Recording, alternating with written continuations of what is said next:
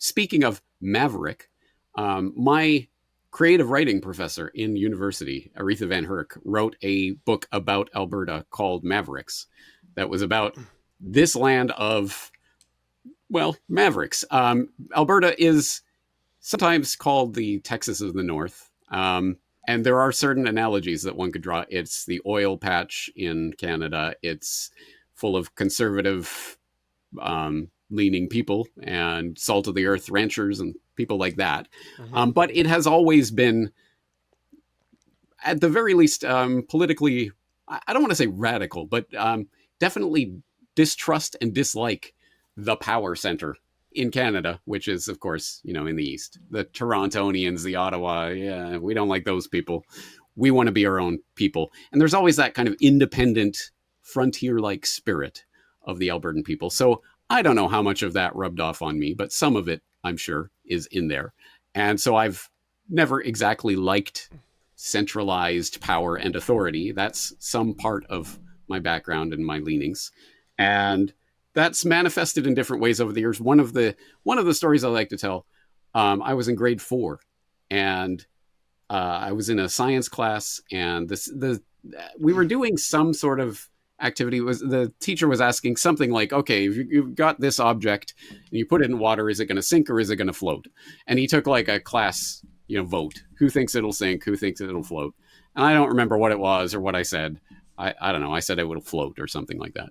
And then he reveals the answer. Yes, you guys are right. It will float. And I was I was one of the right answer people. Yay. Okay. So I think most people at that point just pat themselves on the back, oh, good, I'm right.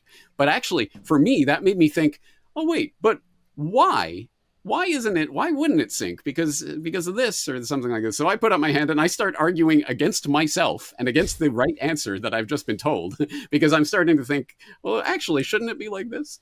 And I think that is part of my background, my character, who I am. I am not just satisfied to be told the right answer, to be told that I'm right. I want to know why, and I want to drill down on that until I am satisfied I know that right answer. And I've always distrusted authority figures of various sorts, including seeing through propaganda.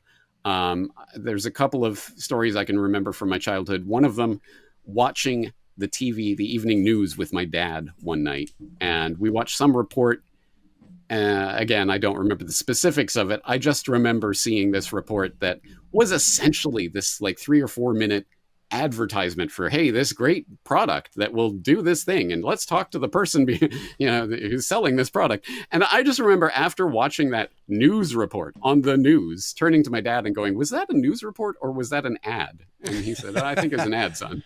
Like it was just so obvious to me, but I was like 12 years old or something at the time. But yeah, so I've always been interested in trying to see through the propaganda and understand what's being said to me and why, and the context of that.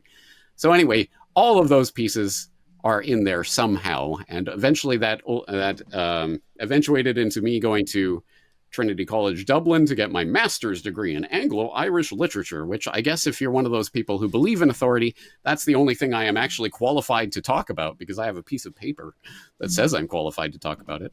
But it was towards the end of that course. I was just on campus one day and I ran into one of my friends and asked him what he was doing.